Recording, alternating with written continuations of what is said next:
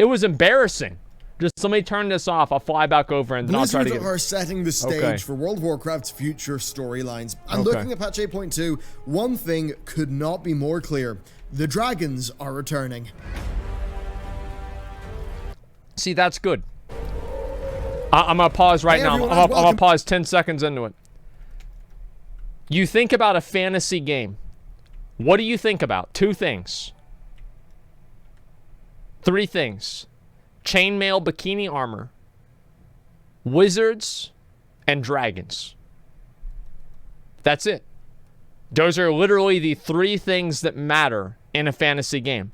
Now, we obviously have, we have the first 2, but we've been missing out on the dragon aspect. Like, we haven't had a lot of dragons in the game. When was the last time we had a real dragon end boss? I don't even fucking remember. We should have much more dragons. Dragons should be a much bigger factor in the game because it's World of Warcraft and it's a fantasy game. Back to another lore video. Kata? Today, things are going to get fairly... That wasn't a dragon.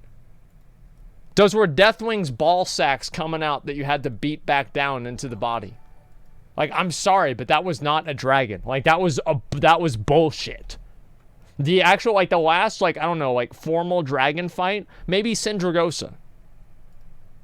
So, the Cataclysm ended with Blizzard depowering the Dragonflights. So stupid. They, as an element of the plot, what a mistake. Then stayed pretty dormant for quite some time. But that's all about to change. Battle for Azeroth is reintroducing the Dragonflights in a massive way, such that they absolutely will have a role to play in the future of the game. Yeah, I don't know about this. At first, it's by them empowering your Heart of Azeroth. Well, how about today you replace that artifact power grind with a bean grind and learn how to empower your own heart with the perfect cup of coffee through today's sponsor, Skillshare. From plant to cup is an hour of learning how to do coffee right. You'll learn everything: tools, grinding beans, how to select beans, plus brewing methods. And seriously, once you start getting good beans, it's a whole other world. This isn't WoW, right? Like, I feel like this is... Like, I'm thinking about this. This is definitely not WoW. Okay, so let's go. What? This is the new thing, right? This is what companies are doing because they can't get around uBlock. They pay creators to, you know, show their shit at the beginning of their videos or in the middle. That's good. That's what I have to watch. No, I want that. How is that good? How is that good? Are you fucking crazy? Do you like having all the different fucking draconian bullshit rules for all of the different words that you can't say on these different platforms? Why the fuck do you think that is? It's because of the innate advertisers that are on the platform. If the advertisers are advertising directly through individuals, they're not able to wield the same power through the companies to force different TOS changes. What do you mean? Yeah, you're right. I know. World with coffee. So, Skillshare is an online learning community with over 25,000 courses ranging from productivity to business to art, and then even topics like what you've seen today. And that's all for only $10 a month on their annual plan. But if you use my link, you'll get 2 months of access for absolutely free. That's 2 months to try out as much as you want, be it learning coffee through this course, developing... They need to have a Skillshare for how to play WoW. Your career through a new creative skill, or trying out new hobbies. So, for free with my link, and a big thank you to them for supporting our team. It's probably like if you lock yourself into a payment plan. This, like much of BFA, begins with the Heart of Azeroth. So, great. In 8.2, we realize that Azeroth is nearing death, and a plan is devised to further empower the Heart of Azeroth with powerful essences from across the planet. Wait, is actually Azeroth, is the planet actually dying? Is that That's like what Mother says. What the fuck? Yeah, Mother's like, we're in deep shit. Wow. And then you open up the Heart Forge or whatever. See, I didn't read the quest. Like, what the fuck? And if you talk to Mother in between the part where you go up to the Heart Forge, she has an extra line of dialogue that says, "There's another Titan." Fucking security prison shit. That'll be Oldenar. Instead of Oldir, Oldenar. I feel like maybe, do you guys think that like the Heart of Azeroth and collecting Azerite is all just an elaborate metaphor that Blizzard has thought up to talk about global warming in the game? What? I mean, that could actually be the case. I mean, you never know, dude.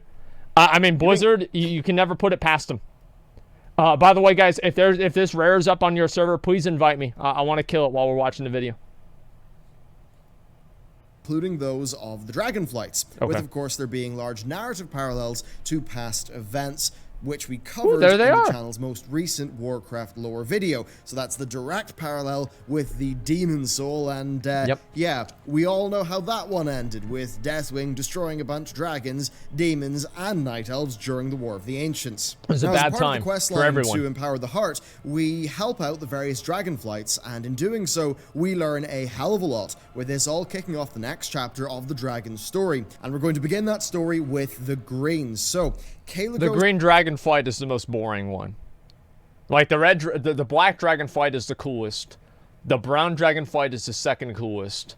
And then it's the red one, and then the blue one, and then nobody cares about the green one. Like literally nobody cares about the green one.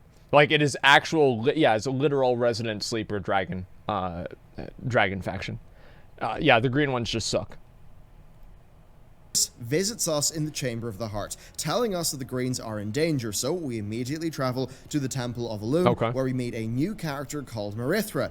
Now, she is the daughter of Ysera, and seemingly is now the de facto leader of the Green Dragonflight. However, the daughter of course, Ysera? It's World of Warcraft, so all is not well. How the fuck does that work? Creatures is pouring into the Emerald Dreamway, and even worse, they're attempting to corrupt the sleeping green dragons. So, at the behest of both Marithra and Vilrithria, yep, the dragon that we saved all the way back in Ice Crown Citadel years ago, at the behest of the two of them, we go into the Dreamway and we try to fix things. Now, it is known that as well as helping them, we're also there to get the essence of their flight. So Marithra tells us to pick up fragments of their essence from around the Dreamway as we clear it. Naturally, it's World of Warcraft, so we succeed, all goes well, we save the dragons, we slay the void creatures, we collect our essences, but in order to reforge them into something that's actually usable, Marithra takes us deeper into the heart of the Emerald Dream. That's the place that we ended up in after the Emerald After we killed Xavius, cleared. I know that. Once inside, we find, big surprise, yet more void corruption,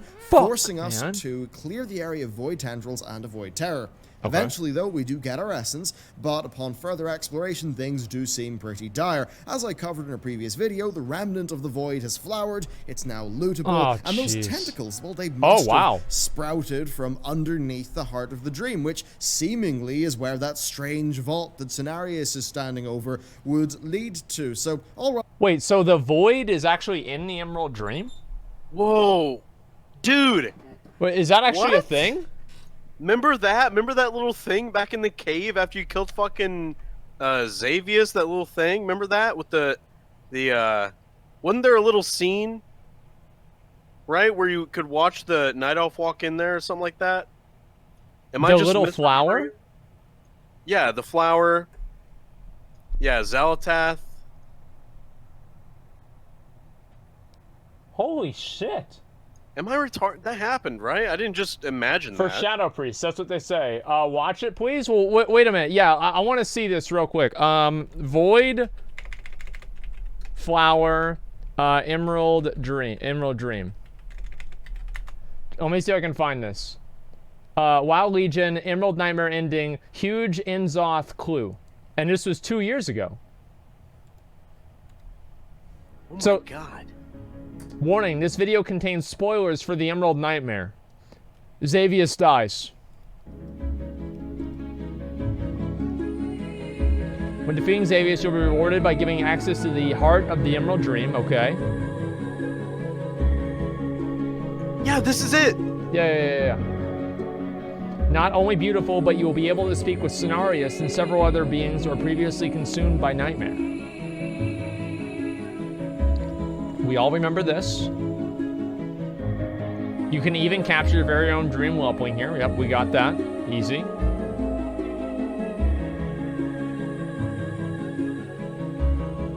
Okay. Even the famous dragons of Nightmare are at peace. Oh yeah, because they were actually in the raid. That was actually so fucking cool they did that. Now for the most interesting part. Okay, this is the big shit.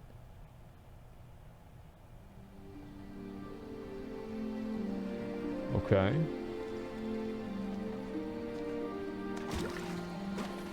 Okay. You see the spirit of Ysera walking from the pond towards the cave.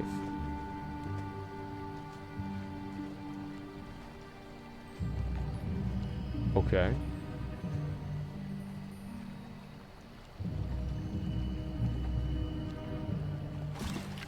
I've never actually even seen this. I scrolled through my log to see if there were any emotes or anything, but there seems to be nothing. And this was 2 years ago, so it's not like this was made like recently or whatever. Yeah.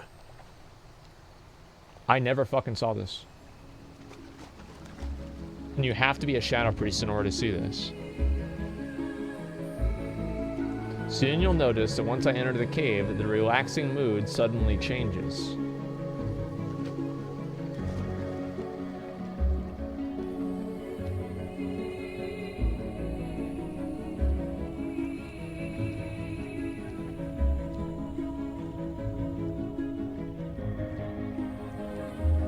Okay.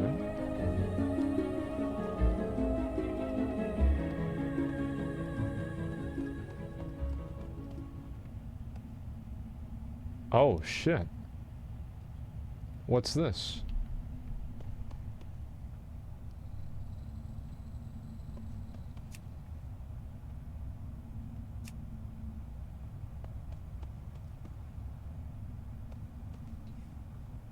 Okay.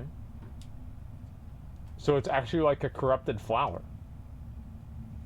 Ysera does nothing but stare blankly.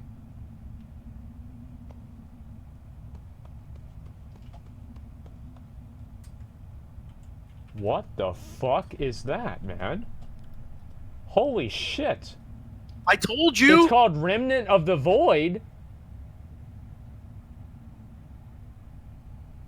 Oh shit! It's real! Why didn't they dig it up? Why didn't they get rid of it? Why didn't we tell Sonaris? Nobody noticed, dude. No, we could have told Sonaris to be like, hey man, there's like a flower in here you probably should look at. Like, why didn't they get rid of them? Because even you didn't notice. And But, you like- notice everything. If you didn't notice, then your character didn't notice. Yeah, fucking right, man. Somebody noticed, they made a video about it. Holy shit. It's real. To corrupt the sleeping green dragon. So, at Oh the my behest of God. both Marithra and Vilrithria, yep, the inside we find, big surprise, yet more void corruption, forcing us to clear the area of void tendrils and avoid terror. Holy Eventually, though, we shit. do get our essence, but upon further Sorry, YouTube. Fuck you. exploration, things do seem pretty dire. As I covered in a previous video, the remnant of the void has flowered, it's now lootable. And there it is. There it is, right there, dude. Things do seem pretty Look at dire. it. As I covered in a previous video, the There, remnant I you can't pure- see it. It's right. Oh, wait, what? It's right there. They can see it. I'm looking right at it on my screen. Oh, I thought you meant the item. I couldn't read the item. Yeah, no, What's there the it is. item say? It's fucking right there, man. Holy void has shit. flowered, it's now lootable, and those tentacles, The well, they void is must have blooming. sprouted from underneath the heart of the dream, which seemingly is where that strange vault that Cenarius is standing over would lead to. So, all rather spooky, but we've already covered it. So what do we learn from this quest? Well, we've Okay. got Marithra, the daughter of Ysera, and she's the new leader of the Green Dragonflight. The Okay. quest also introduced Vilrithria as a character, potentially establishing her for future storylines. And once we speculate more, well, we know the Void Remnant has flowered, and we know that Ysera's spirit, which previously Okay. had been drawn to the flower, has disappeared. Or should I say consumed? Maybe. Let's move on. Next up, we've got the Black Ooh. Dragons, so they have a more simple quest line. Oh, the rest of them wow. get pretty cool, though. So what happens is Mother locates an essence within Neltharion's lair and sends us to it. We end up meeting up with our old pals Ebonhorn and Navarog, and then we Okay. head down into the lair. The essence is being guarded by a rightly suspicious Earth Elemental who calls up what Right, Deathwing and I did. ki- but I after killed this defeating guy. the Elemental in combat, we prove ourselves to it. Yeah, we and, did that on the stream Elemental even. lets us get out of there with the essence. What's interesting is that Ebonhorn returns to the Chamber of the Heart with us, and later he is there to empower the heart with the Black Dragonflight's essence. And this is actually quite important, as it shows us that Ebonhorn pretty much is who we could consider to be the de facto leader of the Black Dragon Flight. What the He fuck? is, after all, far older than Rathian. He's got a lot more experience dealing with old god-related things, and what's very telling is that while Rathian is not present, his agents are. They're there spying, watching us while we're in Neltharian's lair.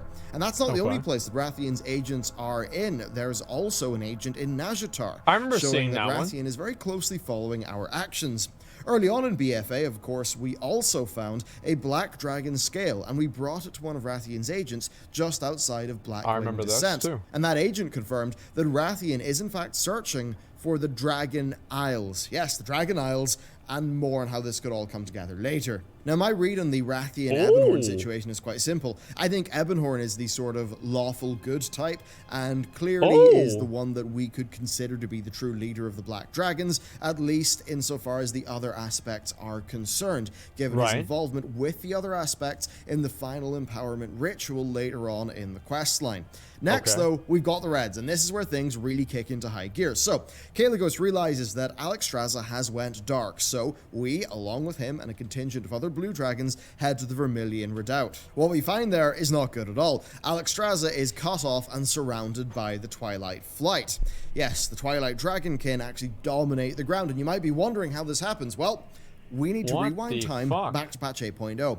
While on an island expedition, we encounter a Twilight Dragon. Quite surprising. We defeat it, and we bring its scale to a red dragon, again at the Vermilion Redoubt, just outside of Grim Batol.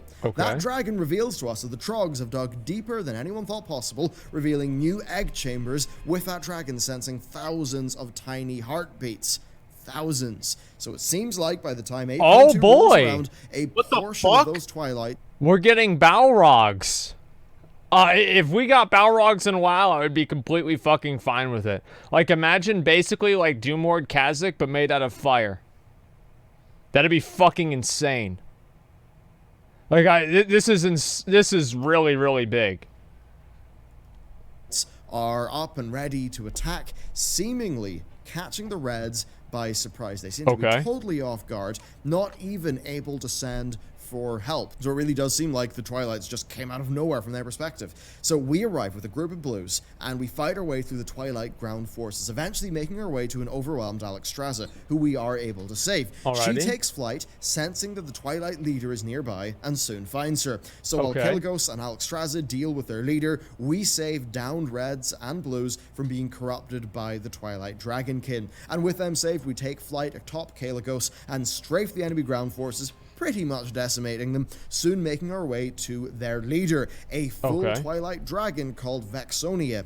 So, we damage her, but it's not enough. She retreats. So while the day has been won, there clearly is a lot more where she came from. So with that done, we are able to bring the leaders of each flight together into the Chamber of the Heart, and they all empower the Heart of Azeroth in a little cutscene, which of course grants us great power, but as I covered in the channel's most recent lore video, also potentially playing straight into N'Zoth's plan, which is a little bit dumb of them and a little bit worrying.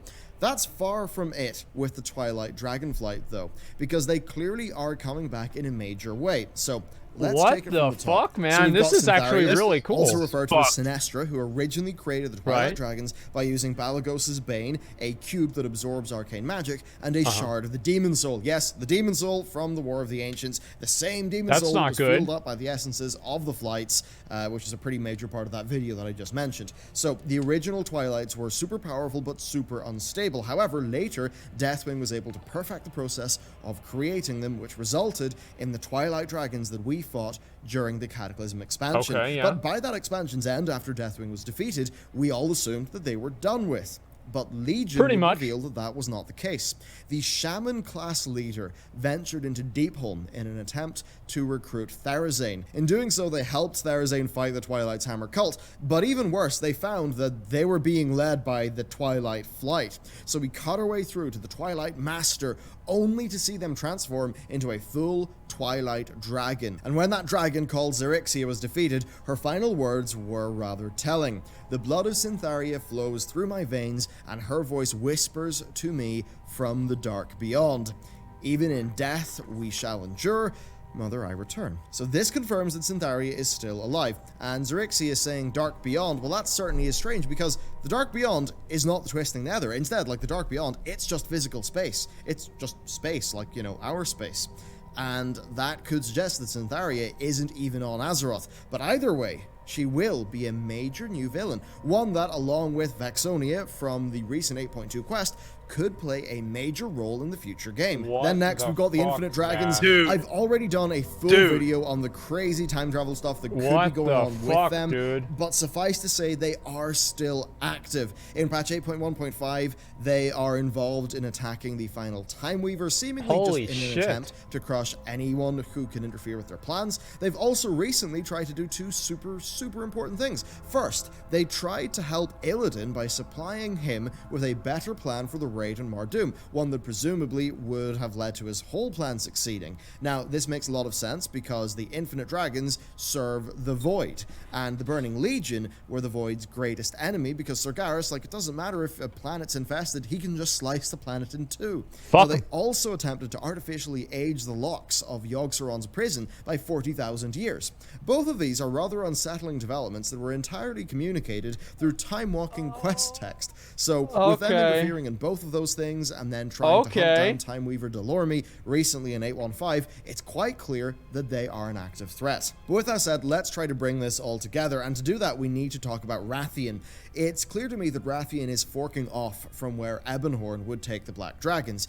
You know, he's a powerful lone wolf type character. He's a schemer who thinks he's working in the greater good. That's his type of character. He's willing to sacrifice a lot, well, you know, other people. And that seemingly is quite different to the lawful good Ebonhorn.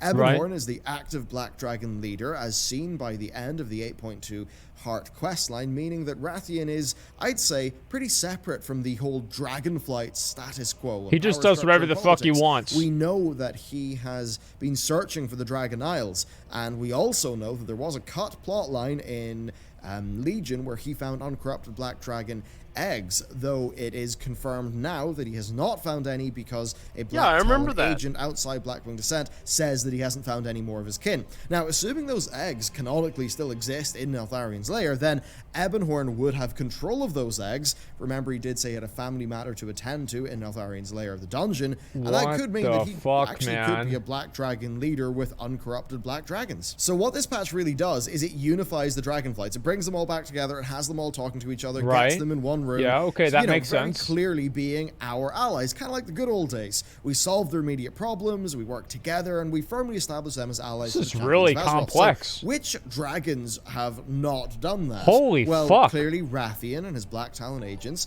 Clearly the Infinite Dragonflight and the Twilight Dragonflight. This is insane. Now, Syntharia is off-world, but Vexonia seems to be their more active on Azeroth leader.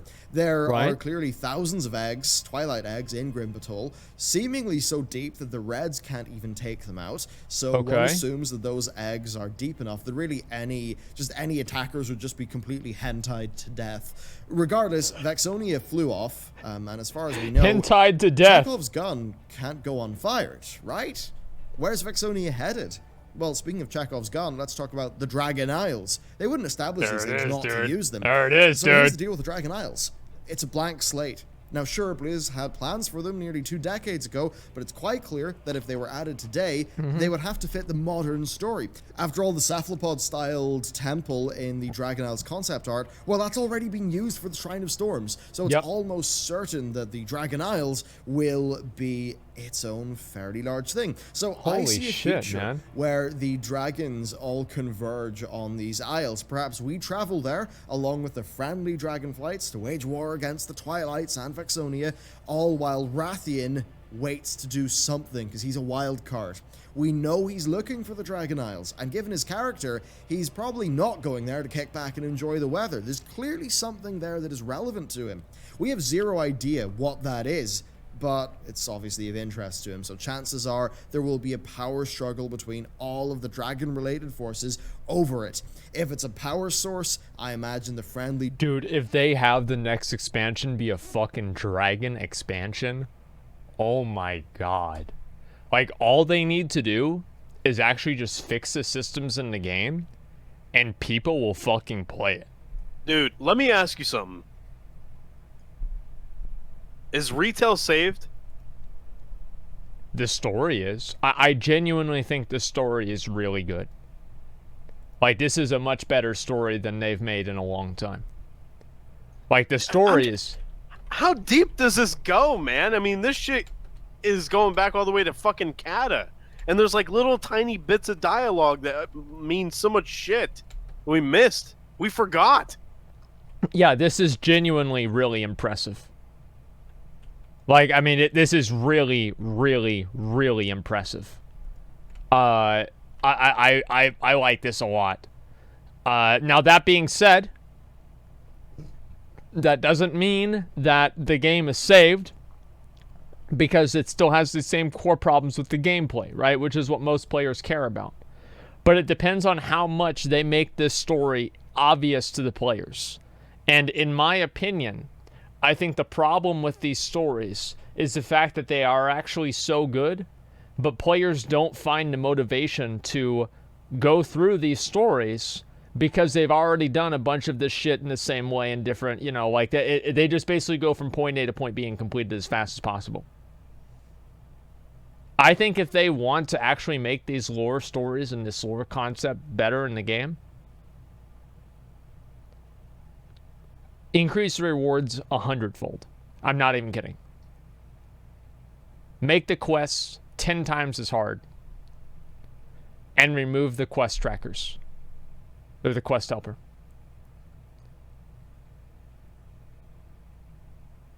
If they want to actually make the single player experience good, do that. Do those 3 things, and players will actually go out and achieve and obtain like this knowledge on their own. Removing the quest tracker? Yes, entirely. Yes. Basically do not going to happen. Why not? I mean, they've already removed quest tracker for or quest helper for a number of other quests already. They can do it for this too. They already made Nashar quests easier because of lazy players. That's different. It's like a world quest thing. They'll just make an add-on if it happens. Yeah, I mean, there's always going to be an easier way, right? But for players to actually interact with it in game, they have to download the add-on, and you know, it is like a bit of a wall, right? Saying everyone's saying no doesn't like WoW. They like theme parks. Yeah, exactly.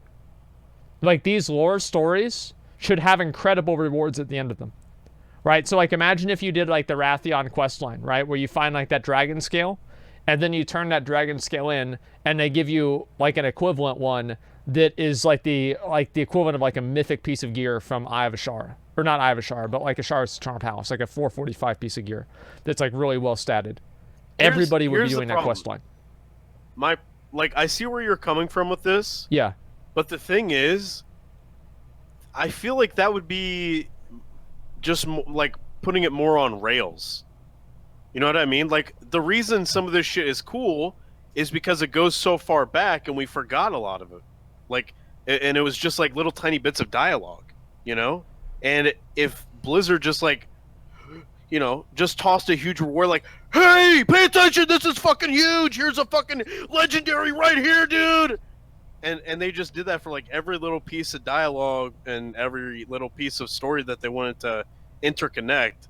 I feel like that would kind of take away from some of the mind blowing that we're getting right now with like these little hints and shit like that. The little hints and the things you forget and then that crop back up later, that's what makes it so like just fucking awesome. Because you forget about a lot of it. Okay. I agree with you in basically every single way. And I think that the conversation is more of like, to what degree? I think that right now, the core storyline for the game is not exciting for players because they can go through it with just a quest tracker and they go from point A to point B and that's it. So I think that you're right. And yes, if they did make the Rathian questline, maybe a 445 Eye of Ashara item would be too much.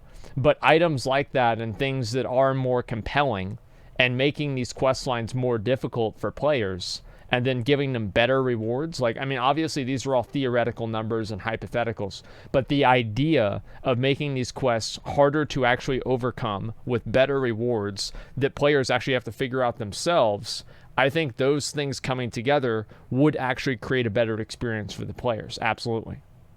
Yeah, I mean, I think, like you said, it matters with degrees. Yeah. And I think a certain degree of mystery to the story is good as well. Like, what are the 5 keys? Which third death are they talking about? You know, little shit like that, or big shit, I guess. But yeah, I think it's things like that that keep it interesting, and callbacks to, you know, like BC or CADA or MOP or whatever. Those little callbacks are really interesting because it makes you want to pay attention to the story now and the little lines of lore that you get now. Well, you look at like Game of Thrones, for example. Like Game of Thrones was really compelling to people because of how intricate the story was and how many different levels of like of intricacy the story had, right? With like the prophecies, the different houses, the interconnections, the actions, and things that had happened in like the extended lore of the books, etc., right? And in still season 5, well, basically, yeah, but like let's just take the best part of the lore and just extrapolate off of that. Why was that so compelling for viewers? Is because it was interesting. Like, that's really what it was, interesting. The Lich King story is interesting. The problem with not having any incentives, right, is that the casual player base doesn't see any of this. So they say, oh, WoW is boring, the story sucks, I don't understand it at all, because their understanding of the story is Sylvanas is mad and Anduin's a bitch. So I agree that, I think they need to make the story more, they need to make it more incentivized to go through in the game. And I think also, why do people understand why was Edwin Van Cleef a good guy or a bad guy, right? It's like, oh, was he a good guy or not? He did nothing wrong, etc. Why do they know that? Edwin Van Cleef was removed from the game 10 years ago. It's because the players actually had to figure out that quest line and do it themselves. And by reading the quest line, they not even subconsciously, they passively process and pick up on the lore of the game. And I think that the story, like Edwin Van Cleef, the story for that is, I think, less compelling than this. I think this is infinitely more compelling than Edwin Van Cleef. That being said, Edwin Van Cleef is also like, you know, it's smaller scale, so players can relate to it more, et cetera, et cetera. But like the idea that players should be able to go through the story and get an understanding of it, I think is very important for people to actually be compelled by the expansion. Why do people want to play Wrath of the Lich King? Because of the Lich King. If you can create a story that compels players fundamentally, then I think that's a separate level of engagement and interest that people have in the game. And in my mind, I don't think they've done a very good job at that. Like, nobody was talking about, nobody really cared in the same way that, like, at the end of the Crucible of Storms, the Xalatath, like, the dagger was there. It was just sitting there. Like, people talked about it a little bit, but it wasn't a big deal. Like, it's the same thing with, like, nobody's really talked about the Circle of Stars being the same as in the Il'gynoth Whispers. Like, it wasn't really, it's not common knowledge in the same way that, like, the, you know, the storyline for, let's say, you know, Garrosh or the Lich King or Illidan is, like, kind of common knowledge for the players. And why is that? It's because the story isn't told well. Like, they're not telling the story in a way that's compelling for players, in a way that, like, incentivizes them to learn it. And because they never actually have to learn the story, they don't. So I think that if they want to make the war campaign and spend, like, they've spent a lot of time on this war campaign. Like, let's be honest, they made cutscenes for it. They made different, these, like, little scenarios for it. They have done a lot for this war campaign to make it as good as possible. And they've wasted their time. I mean, they've completely wasted their time. Because people just go through it and they use the quest helper in game, and nobody even reads the quests because they just know exactly what to do ahead of time, and that's it. I think that if you pulled the amount of players, like if you took like maybe 1,000 people that actually did the war campaign, just like randomly picked out 1,000 people, I'd say less than 100 of them would be able to give you an accurate analysis of what happened in the story. And if you were to poll 1,000 people that did the Edwin Van Cleef storyline, I bet probably 200 or 300 at least would be able to give you an accurate analysis. Less than 20? Well, I'm just giving you, like, these are just rough numbers, but that's what I'm trying to say. Okay, let me finish the video. Dragons would want to keep it in safe hands, and the Twilights would want to use it against us, and that Rathian would attempt to seize it and use it for the greater good. But as evidenced by Warlords of Draenor, Rathian's rather foolish version of the greater good is often far from ideal. Right. Personally, I envision this as being one of two broad things, so it could be a part of a dragon-themed expansion, perhaps one where the Alliance fracturing and the Elune stuff is maybe the B-plot. That would allow Blizz to give us classic enemies, classic allies, a bit of a break from the old gods, and, of course, a way to explore the lore of Elune through the Night Warrior Tyrande-based division within the Alliance. Alternatively, the Dragon Isles, they could serve as the Emerald Nightmare, sort of a future expansion, i.e. an important B-plot element that serves to diversify the expansion's content and still establish some I'd lore. love to see a Dragon Overall, Isles though, zone. I do doubt this would be an it. entire expansion, but it certainly could be a patch or a raid. World of Warcraft's Dragon lore is very simple, old-school fantasy, in fairness. Good. But I actually think that's what Blizzard tends to do best. They do big, cheesy things pretty well. As much as they maybe think right now they're writing Game of Thrones, I kind of think Blizzard don't do really good work when they're doing that. I think Blizz just tend to do better work when they keep it simple, they keep it simple and they keep it big and high concept. So stuff like more Lich King. like, Argus and all of that, which I think landed pretty well because I would say it just so. got a bit cheesy, a bit ridiculous, almost a little bit anime, and I feel like that actually kind of worked for what they're good at, which is just big bombastic things.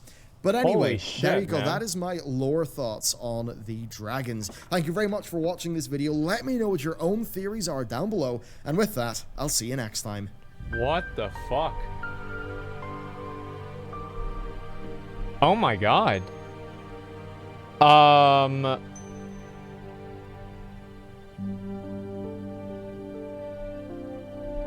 Yeah, I don't know if I agree completely with his last sentence there about keeping it big. I mean, I do agree, but I'm not sure like how much. Because I like the little, when shit is revealed expansions later and they've had this story worked out for fucking 6 years and it's just now come to light. I like shit like that. Well, yeah, I do too, but like, and that's what we were talking about this before, right? About how Blizzard is like killing off all of their old characters and need to develop new characters. It's the same with plots. And like, this does seem like they've actually been developing these plots for a very long time. Like, I don't know. I mean, this is actually insane to